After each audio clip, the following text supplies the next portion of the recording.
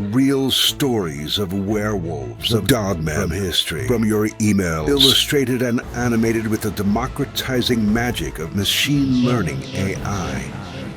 Welcome to Scary Stories. Dogman versus the Devil Goatman. Dear Scary Stories, NYC, I'd like to tell you the story of the time I saw a dogman. I had set out with some friends hoping to see a very different local legendary creature, but fate took the reins out of our hands and led us into our dogman experience. The moonlight hung like a pale spotlight over the forest clearing, casting everything in a spectral blue-gray that made shadows seem alive and tree branches twist like satanic fingers. That's when I saw them. Two impossible creatures locked in a moment of primordial conflict that defied every rational understanding of existence. One of them was the devil itself, and the creature we had come there to see. In reality, it looked like a horned man with a goat head, the very image of the devil, if ever there was one. This devilish goat man, if man could even describe the abomination, stood nearly 7 feet tall, his body a grotesque fusion of human and goat-like anatomy. His skin wasn't fur, but a mottled, leathery membrane that looked scraped and ancient, the color of dried whitish mud. Massive curved horns spiraled from his skull, each easily 2 feet long and razor-sharp at the tips, creating a crown of pure malevolence. His face was a nightmare of human and goat features. Elongated jaw with yellowed, misaligned teeth that protruded at impossible angles, eyes completely black. Not dark, but an absolute absence of light, like two bottomless wells of pure darkness. His legs were bent backward like a four-legged creature's hind limbs, muscled and powerful, ending in hooves that looked more like blackened, cracked bone than anything natural. Patches of what might have been skin or something else entirely hung in ragged strips across his torso, revealing glimpses of musculature that seemed to shift and pulse with an unnatural, almost liquid movement. Opposite him stood a dog-headed Sasquatch-like creature that I'm going to call the Dogman, a creature of pure, murderous muscle and rage. Unlike Hollywood werewolf depictions, this being was no simple wolf standing upright. It was a living, upright horror show on 2 legs, standing as tall as its opponent, or at least roughly so. Its body was a nightmare of stretched skin pulled taut over muscles that looked like braided steel cables. The fur wasn't uniform, but a patchwork of mange and scarring, revealing glimpses of gray-pink flesh underneath. Its face was the most terrifying. Not a simple wolf's snout, but a configuration of bone and tissue that suggested something between human and some other, more pure, predatory biology. Eyes that were simultaneously too human and completely feral, burned with an intelligence that spoke of something far beyond mere animal. When they moved, it was with a speed that defied physics, each motion a blur of potential violence, muscles coiling and uncoiling like living springs of pure potential energy. The forest itself seemed to recoil from their conflict, branches pulling back, leaves hushing into an unnatural stillness. And then the sound began, a vocalization that was neither scream nor roar, but something that seemed to originate from somewhere beyond mere physical sound. The Goatman's cry was a multi-tonal horror that seemed to vibrate across dimensions, part human wail, part animal challenge, part something that suggested communication far more complex than language. The battle was about to begin, and I knew, even in that first frozen moment, that what I was witnessing was something no human was meant to see. Growing up in rural Pine Ridge, Minnesota in the early 90s was like existing in a perpetual twilight of boredom and wild imagination. Our town was the kind of place where urban legends didn't just circulate. They practically became local geography. We were teenagers hungry for something beyond cornfields and convenience store parking lot hangouts, and local mythology was our escape route. My friend Jake, not his real name, was the first to mention the shack. We were huddled in our friend, who I'll call Tommy's basement, the kind of wood-paneled sanctuary where our parents' old board games and forgotten VHS tapes created a shrine to suburban adolescence. Jake wasn't typically the storyteller. That was usually Iron Mike, who could spin tales with the practiced ease of a campfire prophet. But that night, Jake leaned forward, acting all serious, which immediately silenced our usual teenage chatter. "My uncle works road maintenance," he said, his voice dropping to a conspiratorial whisper. "He says there's this place out past Miller's abandoned farmstead, deep in the State Forest Reserve, a shack where the devil lives." We'd heard dozens of these stories before: haunted bridges, phantom hitchhikers, underground tunnels. Small-town mythology was our collective entertainment. But something about Jake's tone was different. His usually jokey demeanor had been replaced by something closer to genuine fear. Tommy's basement felt suddenly smaller, the wood-paneled walls seeming to press in as Jake described the local legend. The Devil's Shack wasn't just another ghost story. People had supposedly gone missing near that location. Hunters had reported strange tracks. Local Native American folklore spoke of shapeshifters and border spaces where our regular everyday world touched something else. We were all 18 or 19 at that time, an age defined by that impossible mixture of total vulnerability and complete invincibility. We wanted to be scared, but we also desperately wanted to prove ourselves brave. The idea of a supernatural encounter was both terrifying and irresistibly attractive. "We should go," Mike said finally, breaking the heavy silence. "Camping. Check it out." No one spoke immediately. The basement's fluorescent light flickered, casting strange shadows that seemed to move independently of any human presence. We all knew this was more than just another teenage adventure. This felt like crossing a line. But teenage boys are rarely deterred by warnings or common sense. Our boredom and curiosity were powerful motivators, more potent than any rational fear. We would go. We would find the shack. We would prove to ourselves and each other that we were something more than small-town kids waiting to escape. Little did we know how profoundly that decision would alter everything we understood about reality. The forest has its own rules, and that night we would learn them in the most terrifying way possible. Preparing for our expedition into the unknown felt like a sacred teenage ritual. We gathered supplies with a mixture of nervous excitement and performative bravado. Tommy's dad's old army surplus tent, faded green and smelling of mothballs and forgotten camping trips, became our primary gear.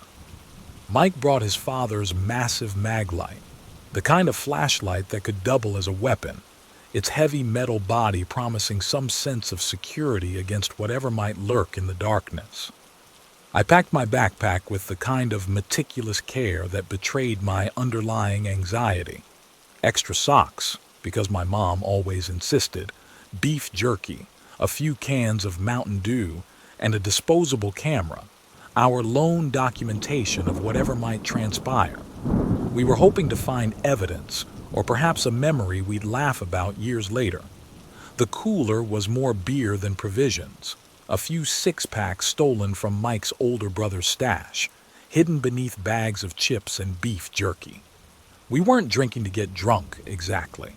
We were drinking to calm our nerves, to create a shared bravado that would push back against the growing sense of unknown that surrounded our mission. As we loaded Tommy's beat-up Chevy Blazer, the summer night pressed against us, humid, thick with cricket chirping and the distant promise of something wild. Each of us was performing our own personal version of courage. We knew the stories. We'd heard the whispers. But knowing and experiencing are two entirely different landscapes. The forest waited, and we were coming, equal parts terrified and thrilled, to meet whatever darkness resided in its deepest, most forgotten spaces. The forest felt like it was eating us alive from the very moment we turned off the main logging road. Tommy's blazer groaned and shuddered, its headlights cutting weak, trembling lines through dense pine walls that seemed to close in behind us with each passing minute. We'd studied a topographical map before leaving, a ritual of pseudo-scientific preparation. But now, surrounded by absolute darkness, those carefully traced lines meant nothing. We found a clearing about 2 miles in, the kind of space that felt both intentional and completely accidental. Moonlight filtered through tree branches like scattered silver fragments, creating a landscape that existed somewhere between reality and something else entirely. The silence was different here, not peaceful but full of potential. Each sound felt deliberate, the occasional snap of a twig, the distant call of a night bird that didn't quite sound natural. Setting up camp became a performance of masculine competence. We moved with exaggerated confidence, our movements slightly too sharp, our jokes slightly too loud. Mike's flashlight cut wild arcs through the surrounding darkness, casting momentary illuminations that revealed nothing and suggested everything. "This is it," Tommy whispered, his voice betraying an excitement he was trying desperately to mask. "This is where the shack is supposed to be." We knew the stories. Rumors of a structure that existed in some liminal space between abandoned reality and something older, more primal. Local hunters spoke of strange tracks. Native elders told stories of border spaces where our understood world grew thin. But right now, the forest felt disappointingly ordinary. Just trees, just darkness, just silence. We were about to discover how monumentally wrong we were. The moment everything changed began with a silence so complete it felt like a living presence. We'd been preparing to leave, our teenage bravado deflating with each passing minute of unremarkable forest darkness. Tommy was already folding the map, Mike checking the gas in the blazer, and I was scanning the tree line one last time, more out of ritual than actual expectation. That's when the air itself felt like it changed. It wasn't a sound exactly, more like a vibration that seemed to exist just beyond human hearing, a frequency that made the hair on our necks rise and our skin suddenly feel 2 sizes too small. The forest, which had been disappointingly mundane moments before, became something else entirely. Every tree seemed to lean inward. Every shadow began to pulse with a terrible, watching intelligence. First came the smell. Not the expected forest scents of pine and damp earth, but something ancient and metallic, like old burned hair and something fundamentally wrong. The odor was so thick you could taste it, a mixture of decay and fear that seemed to coat the back of our throats. Then the sound began.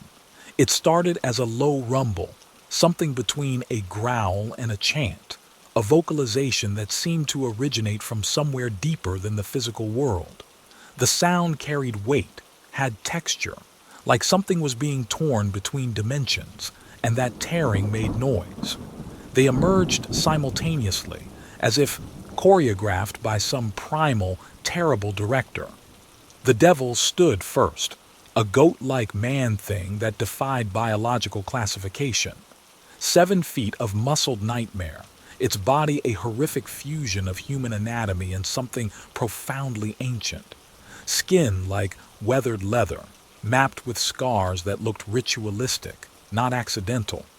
Those deadly horns weren't merely appendages but seemed carved from something harder than mere bone. They looked like they'd been forged in some infernal landscape and grafted onto this being. Its eyes were absolute darkness, not black, not empty, but a void that seemed to consume light itself. When it moved, reality itself seemed to ripple, as if the very fabric of our understanding bent around its impossible form. Opposite stood the Dogman, a creature of pure, murderous musculature. Unlike Hollywood's sanitized werewolf fantasies, this was biological horror manifest. The fur wasn't uniform but a patchwork of fur and flesh, revealing glimpses of wounded skin that pulsed with unnatural life.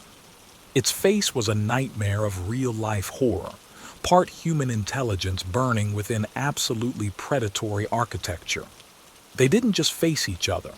They communicated in a language older than human understanding, a dialogue of pure territorial aggression that transcended sound, transcended species, transcended our limited perception of reality. The battle that erupted was beyond violence. It was cosmic conflict, a turf war that seemed to represent something far larger than two creatures fighting. Each movement was a blur of impossible energy, muscles coiling with a speed that made them appear more like living light than flesh.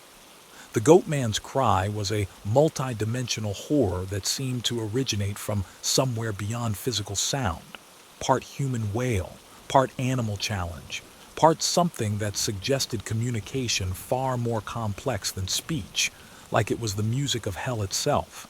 This was a sound that didn't just enter your ears but invaded your entire nervous system. We were witnesses to something no human was meant to see. Teenagers frozen in absolute terror, watching a conflict that felt like it had been happening for millennia and would continue long after we were gone. In that moment, our understanding of reality fractured completely. How we escape defies rational description. Memory becomes a series of fractured images. Mike's face, chalk white and frozen in perpetual shock.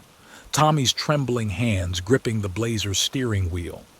My own body simultaneously burning with adrenaline and ice cold with pure primal terror. Forget the tent. We left that where it was. We ran. Not heroically, not with any sense of masculine bravado. We ran like prey, our teenage bodies moving on pure instinct, branches whipping our faces, roots seemingly rising to trip us, the forest itself feeling like a living entity working to slow our escape. The sounds behind us were indescribable. Not just the creature's battle cries, but something deeper, a vibration that seemed to suggest our very perception of reality was fundamentally incorrect. Tommy drove like a man possessed. The Blazer's engine screamed, transmission grinding as he threw the vehicle through forest roads that were barely more than deer trails. No one spoke. We couldn't. The sounds we'd heard, those impossible vocalizations that existed somewhere between a roar, a human scream, and something fundamentally alien, had stripped away our ability to communicate. Miles passed. The forest gradually transformed back into the mundane Minnesota landscape we recognized. Farmhouses, telephone poles, the occasional illuminated convenience store. Civilization reasserted itself, but we were forever changed. In the weeks that followed, we made a sort of almost unintentional pact of silence. Not through discussion, but through a shared understanding that what we'd witnessed would destroy us if we spoke about it.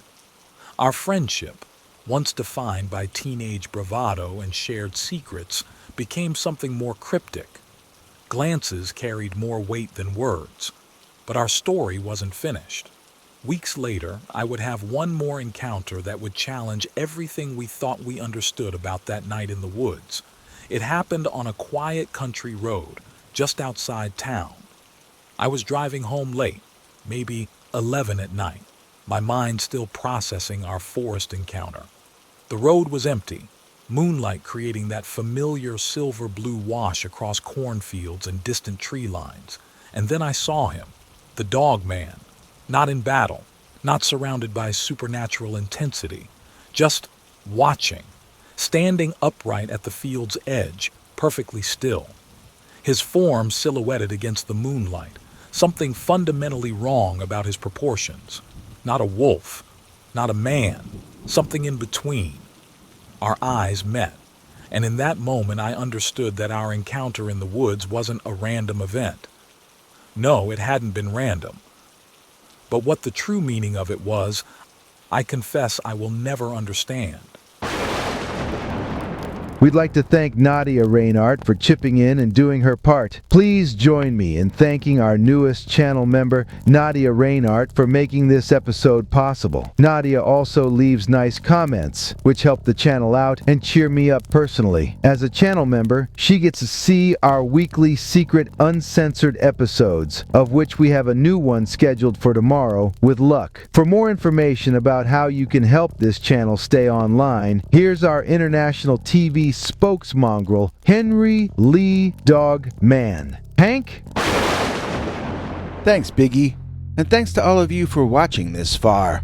If you liked it, please click like. If you'd like to see more of our work, please subscribe. And also click that bell icon if you'd like to be notified when we put out a new episode. To become an executive producer, you can donate to us through the thanks button under each of our videos or through our paypal.me/PeterBernard209 page.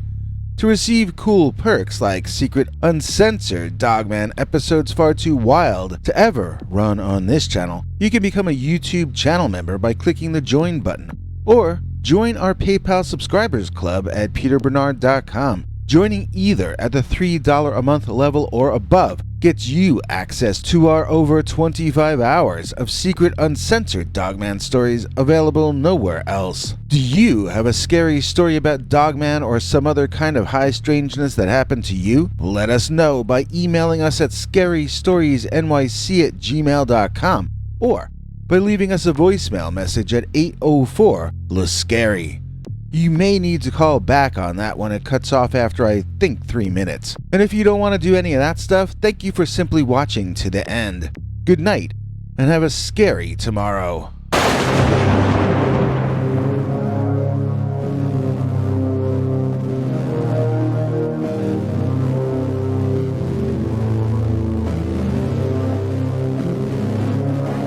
Come back for more scary stories.